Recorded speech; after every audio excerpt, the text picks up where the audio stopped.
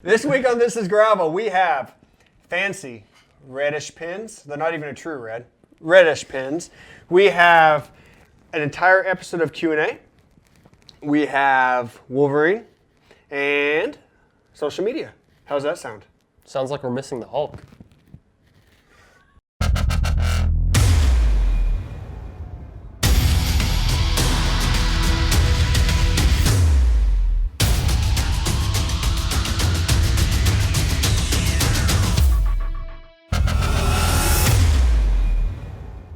Hey, welcome to This is Gravel. I'm Bobby Thompson. Sitting next to me, as the new usual, is Neil Taylor. Neil Taylor. Neil, how you doing? Doing pretty good, Bobby. How you been doing? I've been doing wonderful. Have you been on the bike? Got on the bike today, actually. It was nice and sunny when I left, and then all of a sudden the wind changed. Wind came out of the north. It was about 20 degrees and got really cold, miserable. Yeah, so we're probably not unlike, even though like we like to say Kansas weather, we're probably not truly unlike many other areas where the weather can drop 20 degrees from day to day. Yeah. So right now, as far as bodies and minds, it's just tough riding weather. It is. It's tough riding. I like getting out in the cold. It's good for me mentally. Yeah. But my body doesn't like it. I'm getting a little bit older. All right. We got out on a group ride last weekend. Awesome. We did about, just 25, 30 miles, I think. Got Matt out there with me. Nice. So it was a good, decent group. Went out, we hit a convenience store. We did not eat ice cream. The worst part about group rides in the wintertime is I don't feel like eating ice cream, and I love ice cream, so it makes me really sad. There's never a bad time for ice cream, Bobby. I had a hot chocolate instead, so it wasn't bad. Not bad. We did that. We're all getting geared up for... here in the Midwest, Land Run 100 is kind of the kickoff of our riding season. Even though we've been down to Texas, that's kind of the official kickoff. It's when you start seeing all your friends and family. So we're all gearing up for that. Yeah, I can't wait for Land Run 100. This will be my third year going. 1 for 2 right now. And we'll talk more about it in upcoming episodes, but that's really kind of what we're all gearing up for right now. Absolutely. So check this out, everybody. We have an entire episode. Entire. Like 12 whole minutes. 12 minutes. Maybe 13 or 14. 15? We can't promise the exact time limit because I don't want hate mail if we go over or under. We won't go under because I'm talking. But send all hate mail to the casual cyclist. We have a ton of these Q&As. So let's answer some Q&As. All right. This is my first Q&A. I'm pretty excited about this. This is your first Q&A? Yes. Well, let's see how we can do. All right. How would you recommend someone trains for their first gravel race? Well, okay. All right. That's okay. We don't have Leland here with us anymore, and Leland was the training expert. But I have been riding and training now for the past 2-3 years. And let me say this. That is a totally open-ended question. What's your first, what distance are we talking? True. Okay, so here's what I'm going to say. Based on us not knowing your distance, how do you prepare for your first gravel ride or event of greater than what you normally ride, right? Okay, well, first of all, you need to get comfortable going about halfway to 2/3 of whatever event you're going. So if you're going to ride a DK50, you need to do some 30s. Would that be fair to say? Yeah, definitely. That would be fair to say. If you're going to do 100 miles, you need to do some 70s, 60s, right? 50, 60, 70, without a doubt. The thought process is that if you're doing an event of any amount of distance, at some point along the way, you're going to have a checkpoint. Yeah. Chances are, if you can make it halfway, you're coming home. So you really want to gear up for that checkpoint. I mean, that's your ride. Yes, you're going to go over that and it's going to be taxing, but if you can get there, emotions start to take over. You start to get a little adrenaline going because you're coming home. You want to get used to riding up hills. You want to get used to comfortable riding down the hills. Yes. You got to build up your endurance, lung capacity, right? Yep. Okay. You got to get used to what you want to eat and what feels good in your belly. Right? Without a doubt. How much liquid do you consume per hour? Right? So you know how many bottles to carry on the ride. Okay, all those things come into play for your first ride. Thoughts? Yeah, no, I mean, there's so many different things, so many different variables. Like you said, it is very open-ended. I remember training for my first gravel race. My first gravel race was a DK 100 back in 2014. And I did those things. Got out and I rode from here to Cottonwood and got used to that. The thing is, 30 miles, Cottonwood Falls. Well, no, I rode the route actually. Okay. So Nice. that was back when it was Nice. 60 miles from here to 65, Cottonwood. yeah. And so I did that beforehand and kind of got a feel for some of those roads. And it was good to get out there and experience roads that were different from the ones that are 5, 10, 15 miles out of town. Yeah. You know, you get out further and you start experiencing some B roads, some roads with some ruts, and a lot of other really different things. And like I say, nutrition is big too. You got to figure out what works. Absolutely. 60, 80 miles in. Absolutely. Number 2, thoughts on front suspensions on gravel bikes. And does that relate to comfort versus speed? That's a good question. What do you Good question. Front suspension on a gravel bike, the only one that I've experienced even a little bit was the Loft Fork. Okay. And I'll tell you, I felt a difference immediately. I just got a chance to test ride one of their True Grits and got to experience the fork in doing that. Oh, the entire bike. Yeah, the entire bike. Okay. But Yeah, I the new never bike, got to yeah. experience the fork even without that. I'll tell you, it was wonders for my shoulders, upper body. I mean, Okay. it felt great. I don't know though if I would want, a fork that you would see on a mountain bike, suspension-wise, Sure. on gravel. Long travel. I feel like it. Long travel. Yeah, long travel. I mean, because when I used to have just my mountain bike, and that's what I rode for gravel when I first started. Yeah. There'd be times that I'd forget to lock out the front fork Yeah. and immediately be able to tell the difference. And so it really slowed me down, really made me have to work a lot harder on the gravel. I wouldn't personally go to that level, but something like you say, like a Loft, I think would be excellent. Yeah. I think you have one, right? Yeah, I've had one for a year. I would say this. I would say that the majority of us rode, for most of our lives, gravel, dirt, back roads, just fine without any suspension on the front. Yeah. And yes, I mean, obviously it's done. We can do it, all right? But getting older like I am, I will say that I do enjoy having the Loft Fork on the front of the bike. I can remember DK, well, not even DK, shorter distances too. It's all going to depend on terrain, but yeah, you get beat up. I remember triceps just burning on some of those longer rides. That's all gone. I still, hand numbness is totally different. Yeah. But yeah, the rest of it, the aches and pains, totally gone. I remember talking with you last year after DK, we had that conversation because that was the change I was looking at then. I didn't realize at that point that I'd be going full out single speed. And I was like, after DK, 200 miles, the shoulders, the upper back, that kind of stuff hurt. And so it's definitely, I think, something Yeah, to that look said, at. if you ride hard packed gravel all the time, maybe not so much. If everything's dependent on what type of terrain you ride. Absolutely. If you're riding fire roads where you maybe have 1 or 2 feet drop offs, then I could see maybe possibly having to go for the longer suspension travel. Yeah. But for a traditional gravel ride, then I think that 30 millimeter travel, which is with the Loft Fork, 20 millimeter travel, which is what things like the Redshift suspension stem has, I think they're all going to help you out in some way, shape, or form. It's all unique to the individual. Fair enough? Real quick, comfort versus speed.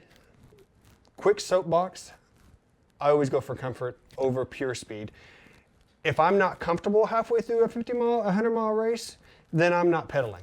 Yeah. My feet are coming off the pedals, my knees hurt, my butt hurts. So I'm going to go comfort first, to a degree, but comfort first. Do you agree with that? 100%. I have to be comfortable. Right. If I'm not comfortable 60, 70 miles into a race, that's the point where I'm saying, do I really want to do 30 more miles of this? Right. Do I really want to hurt myself for another hour, fun, 2, right? 3? Yeah. It's about enjoying the ride. Have a good time. So comfort absolutely over speed. All right. My turn, your turn. My turn. All right, your turn. Gee, are you a rookie at this Q&A thing? I'm old. We are getting old. All right. What are the best value upgrades that you can make to your bike? Wow. Dude, you hit us something like that. I love to upgrade stuff. So, best value upgrades you can do to your bike. Okay. Tire width. How about that?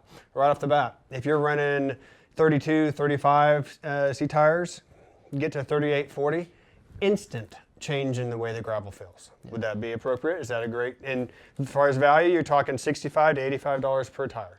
I mean, total overhaul in the way that ride feels for you and bang for your buck. I think that's an easy one. And that's a comfort thing too, I would say. You feel a lot more comfortable. And really, again, our level, you're not going to feel a lot of speed, I would say, difference going from a 32, 35 up to a 38 or 40. No, we're talking mid-pack riders and back, right? Yes. Mid-pack and backpack riders? Absolutely. Absolutely. So, you? I would say probably Saddle. having a good saddle. Good saddle. Well, you actually took it away. The other thing would be the handlebars. Handlebars were a huge thing for me. I upgraded More flares, better flare? Yeah, to the wood chipper twos, and those were fantastic. I didn't have quite the drop. That could have in the alleviated flare. some of your shoulder No issues. doubt. I mean, I think about that after some of the longer rides that I've done since having this bike, and yeah, my shoulders have not hurt, my back has not hurt as much. So yeah. Yeah. Contact points is what a lot of people talk about as far as value upgrades. You know, your feet are on the pedals all day long, so shoes are a big thing. Where you sit's got to be comfortable. So contact points on the bike. You got your hand positions, your seat positions, and your feet position. So you mentioned contact points, and that brings to mind another thing. When we did this bike, putting those lizard skin grips on the handlebars. Extra cush. I mean, extra cush. I think that 3.2 millimeter. 3.2 instead of 1.8 makes a big difference. So much more comfort there. I went from riding with gloves, which were cutting into my wrists and causing issues there, to being able to go without gloves. Absolutely. And so much more comfort there. So that'd be, I mean, for $30, $40, nice set of grips. Yeah. Yeah, you can usually get a good value upgrade if you stick to those points and make the most difference in your ride. So, here we go. I see your name on here. Neil has a steel frame for his single speed. You do. You have a 9er, right? Yes. How do you like steel over carbon? Have you ever ridden carbon before? Can you totally answer that, or can you just go with how do you like your steel frame? I have only ridden a carbon bike the one time that I rode that True Grit, Okay. the Loft Make. So I have not actually dived into carbon too much. Okay. Having said that, I love the feel of steel. Okay. I never had ridden a steel bike since obviously I was a child, you know. And so I got a steel single speed bike originally to kind of get out there and get the feel for single speed, really cheap bike. And I liked the feel of steel right away compared to riding an aluminum bike. Okay. To me, it was a world of difference. The comfort level went up a whole lot higher, just how I felt on the bike. And so getting now this 9er out there and riding that, for me, I'm okay with having a couple extra pounds of weight. Again, for more comfort, at least for me. Again, carbon-wise, I can't speak to. You have a lot more, obviously. Now, you went on all the fancy carbon. pants, though, on that. I mean, as far as that couple extra pounds, didn't you put some nice wheels on there? Well, yes. See, I have no problem with taking a couple extra pounds on the frame because, yes, I put some carbon wheels That's right. on John there. and Vinny, our friends from Cantu, dialed you in some wheels, right? Absolutely. Got some Cantu right. wheels on there. And the thing is, I have no problem with the extra pounds on the frame because rotational weight is big as far as I'm concerned, especially riding a single speed, having that less rotational weight there. I mean, if you have never picked up a pair of carbon wheels and just held them in your hands and seen how light they are, fantastic. Yes, the first time I actually picked them up, I about just lost them picking them up. They were so light, not what I was expecting at all compared to aluminum wheels of the past. You know, we've brushed on this topic before, and each type of material has their fan base, and each type of material has its own characteristics, and we could go into long discussions on each type, the benefits for each type. The point being, back to what I always say is, enjoy the ride, be comfortable on your ride, and have fun with the bike you have. Carbon, steel, aluminum, titanium, enjoy the bike for what it is. Absolutely. Get the bike that you want to ride and just have fun. As far as, I don't like to compare the two because they're different. So, right? Yeah, Would no, that be it's fair? world of difference. I mean, World of goodness, difference. you have a carbon frame similar to what, the size of my steel frame. I mean, goodness, you're going to talk about a couple fewer pounds for the carbon. Yeah, I mean, it's nice here and there, but it's all about building up a little bit of muscle strength and getting out there and riding the bike. Yeah. Once the bike gets rolling, it sure is a lot easier. Now, you get me on a steep 15% grade climb. I really like my carbon bike with carbon wheel set. Yeah, absolutely, with all my gears. But, it's different for everybody. Speaking of your carbon bike, rumor is that Bobby has E-Tap on his carbon bike. So what are your thoughts about E-Tap so far, Bobby? I'll tell you this. I will be able to dive into that answer at the end of the year, and here's why. Here's why one of the main reasons I got E-Tap. last year during Land Run, my hands were completely frozen. I mean, and I'm not even kidding. I had to lean over and try to press the shifter over. And I can remember going the wrong way and shifting the wrong direction and having to stop on a hill because my hands were so frozen. So let me tell you this. I now have 3 different positions on each side that I can shift from with all my blips and clips and tips and everything. So I'm really excited about this season. I've always had numbness issues in my hand, and I'm the type of guy who I don't like to stop. I ride no matter what, even to the point where I don't eat, I don't drink, I just keep riding. So when my hands go numb, quite often it is actually really hard to shift. Not just Land Run, but throughout everything. So I'm really easy. The quick shifting, the consistent feel, no matter how where you hit on the paddle at. Really enjoying that. As far as setup, super smooth, super simple, easy. And I like the fact that if I do want to make my bike single speed for an event, I don't have a bunch of cables that I'm undoing. Just snap, snap, good to go. Okay, I do want to dive into this question again, and we can talk again after a muddy event. I'm really curious. There's been reviews already, and I'm not a big in-depth reviewer. But as far as how it handles the mud, I am curious about how that'll work out. If everything looks completely sealed, I'm going to leave it on there and go for it, even if it's muddy. Road bikes use it in rain, yeah. So I'm going to give it a shot in the mud and see what happens. I'll probably wipe it off quicker than I would have normally. So, but as far as everything else, yeah, I've really liked it. So it's been fun. So, all right. Okay. What is your go-to bag or bags for Century Ride? So I guess, let's reword it slightly. As far as your bag setup for a 100-mile event, what would be? I've changed that a lot here recently. I mean, goodness, this past year, let's see, Land Run, it was 2 feed bags up front, little saddle bag in the back, just, tools, spare tube, things like that, and then top tube bag. And that was all I went with. Similar setup kind of for Dirty Kansas as well, with the 2 feed bags, because I could use those again for water bottles, throw those there. I like them having them, right in front of me. Keep a couple extra things as well in them. But then when I started riding single speed, I for some reason just said, you know what, I'm going to change everything for fun. And so I did. And so part of what I did is I started wearing a hydration vest. Orange Mud makes one, and they have 2 kind of pouches right here. And so I can carry all of my nutrition right there. And then they've got 2 pouches that come up here. What are you carrying? Tailwind right through those pouches. Okay. Love those little packets. Or putting them in a zippy bag. And for 100 miles, if it's self-supported, like say Tour de Line County. Okay. I got out there, told my wife, don't worry about this race, have fun with the kids, that day. And so carried all my nutrition for 100 miles right there, no problem. Because water's supplied on the course. Yeah, water's at the checkpoints. Right, and so that was my first time kind of giving that a try. And that day, all I had on the bike was just a tool roll in the back, and that was it.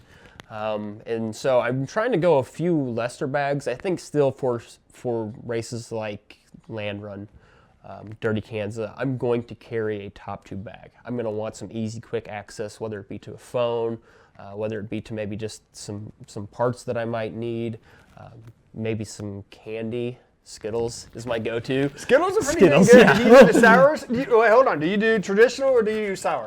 Honestly, it depends how I'm feeling. Okay. All right. Traditional is my party. That's like the end. When I roll in, basically, to any race, when I'm finishing, it is just a mouthful of traditional. When I'm mid-race and I need something to kind of make the lips pucker a little bit, we go sour. Sour. Yes. Perfect. I've gone through everything and anything, and we will get more into bags. We will do bag setup as we go through. We'll do clips on this and clips on that. So right off the bat, you got to have your seat bag. You got to have 1 change worth of stuff in the seat bag, definite 100% plus. However you want to change your tires, whether you like pumping it up or CO2. Okay, you got that. And then top tube bag. Boom. Food, nutrition, everything's in the top tube bag. Matt loves it when I shoot video when I'm out riding. So, I might have a feed bag for video camera, whatever, electronics. Boom, go. And it's really, I've narrowed it down to that. I will say, speed dictates how many bags you have. And I've gone through the whole gamut on that. So ask me any question about for distance, average speed, bags, and I'd be more than glad to give you to help you out with that. So, All right, Bobby, last question we got here. If you could have any one superpower, what would it be? oh, good grief, we've talked about this so many times. Come on. Okay. I just want to say, first of all, Matt, you didn't fool anybody with did you guys notice a little hesitation there? That's Matt telling us, guys, stop talking and move on to the next question. Okay, so now that we've got that clear, if we could just stop like this, then he could probably edit that better. Okay, the one superpower I would always have is Wolverine's power. Regeneration? Boom. You could ride all day long. So you wouldn't want to be like the worry Hulk? about a thing. I'm kidding. We got to keep this relationship good, right? All right. New listeners, watch old crap for stuff about the stupid Incredible Hulk. The Hulk does not ride a bike. He weighs too much. Bike. If you could build a bike that could handle the Hulk's weight, the bike would be too heavy. It would negate the strength of the Hulk. Period. Superpower. Sorry. Wolverine's regenerative powers. Okay, sorry, Leland. You're not watching anyway. All right. Your superpower. Gosh, the regeneration thing is the first thing that definitely comes to my head. But to go, I guess you would say maybe a different way with this, super speed, Flash. I mean, really, just think about how quick he could spin. Obviously you're going to be limited by the gearing, but you get him in 50. Let me just say, if he can go 53.11 the whole race, you go Flash. 53.11. And I'll go regenerative, because what's going to happen is you're going to spin out. But the Flash, it doesn't matter how fast you go. You're only going to be able to go about 40 miles an hour. The Flash can he has some regenerative powers as well. He keeps going, man. Doesn't stop. All right. You know what? Hike a bike for the 100 miles. It's the Flash. Throw it up on his shoulder and just take off. That could be. If you can hold the bike. They never talk about how strong he is, but yeah, no, okay. Bike's not that heavy. All right, we got a lot of pictures came in this week via social media. Social media right now is pretty Facebook heavy on the pictures coming in. Submit pictures, continue to submit them. Matt, let's see what we got. Hey, thanks Bobby and Neil for leading us into this week's social media. As a reminder, check out our Facebook, Twitter, Instagram, and YouTube pages for all of our social media and stay up to date with the content we're pushing out. Starting out, we've got Neil. Neil made it out Monday afternoon for a spin on a single speed. Bruno went out and got a 177-kilometer ride around Portugal. Tim Johnson knocked out 30 miles in Lyon County here. Kevin Hall went out on the I&M Canal, Ottawa to Utica, Illinois with Scott. Keith took part in the Bike Across Bago, a 15-mile ride across a frozen Lake Winnebago and back near Neenah, Wisconsin.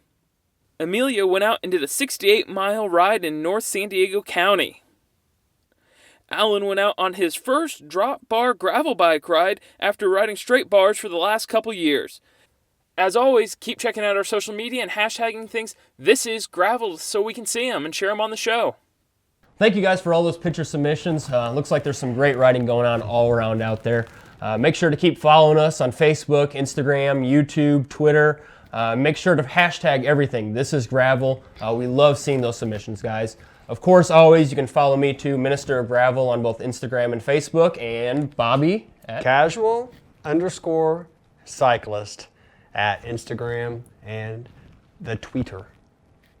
Thanks, everybody. Thanks, guys. Peace out.